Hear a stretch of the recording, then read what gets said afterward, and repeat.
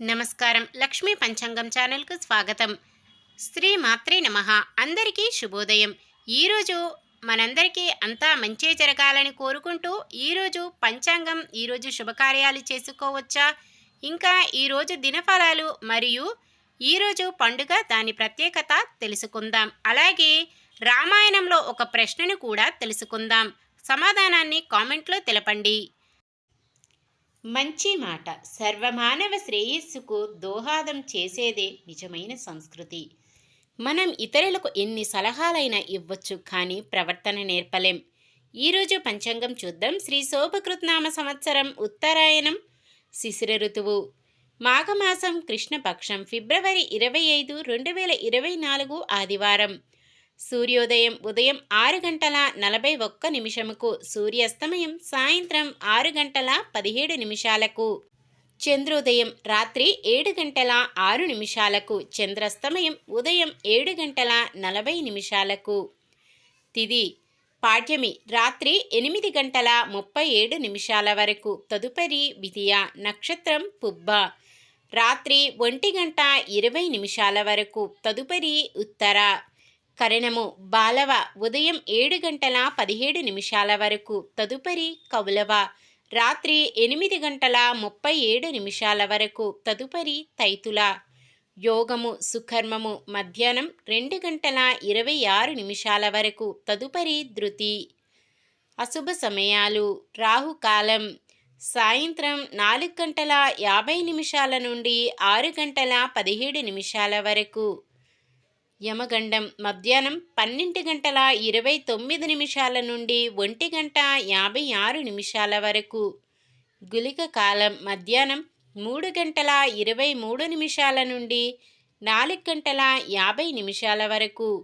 దుర్ముహూర్తం సాయంత్రం 4:44 నుండి 5:31 వరకు. వర్జ్యం ఉదయం 9:32 నుండి 11:20 వరకు.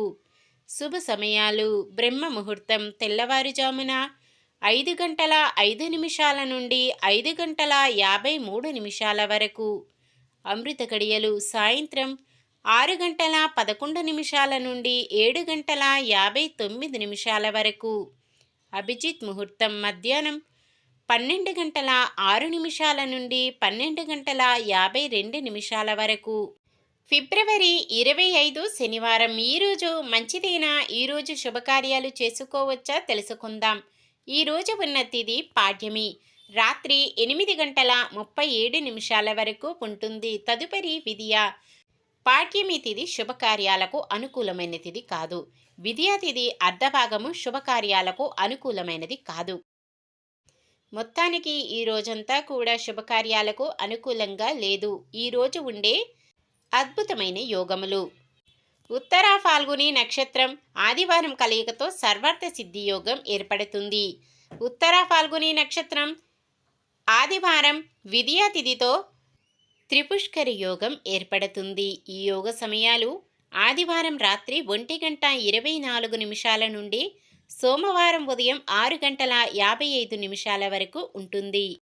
ఈ యోగ సమయాలలో కొత్త పనులు ప్రారంభించడం, ఉద్యోగ అప్లికేషన్లు పెట్టుకోవడం, చెడ్డ అలవాట్లు మానివేయడం చేసుకోవచ్చు. అలాగే ఈ యోగ సమయంలో ఏదైనా ఒక పని చేస్తే మరలా 2 సార్లు చేయవలసి వస్తుందని నమ్మకం.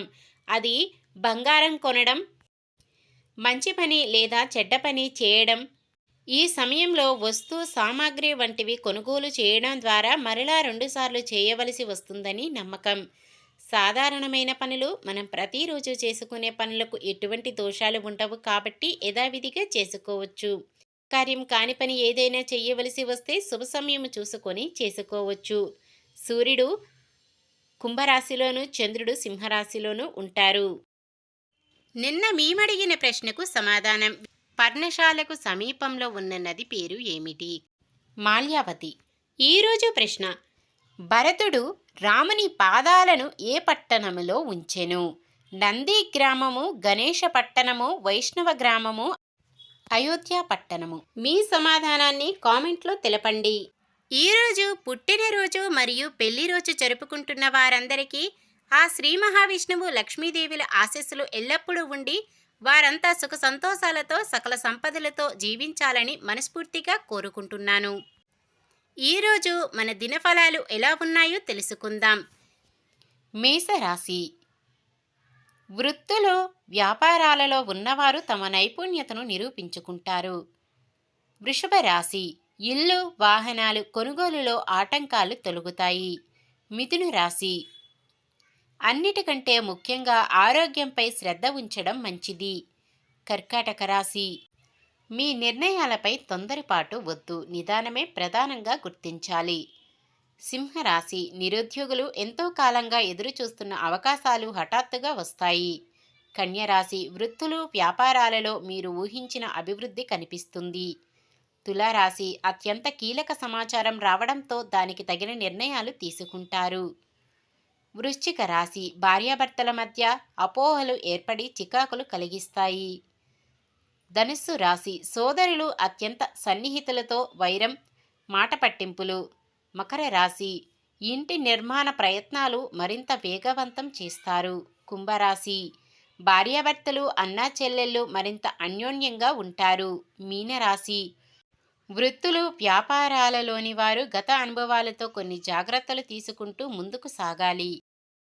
ఇది ఈ రోజుటి పంచాంగం. మన గ్రహస్థితి ఎలా ఉన్నా ఆ భగవంతుని దీవెనలతో మనమంతా చల్లగా ఉండాలని మనస్ఫూర్తిగా కోరుకుంటున్నాను.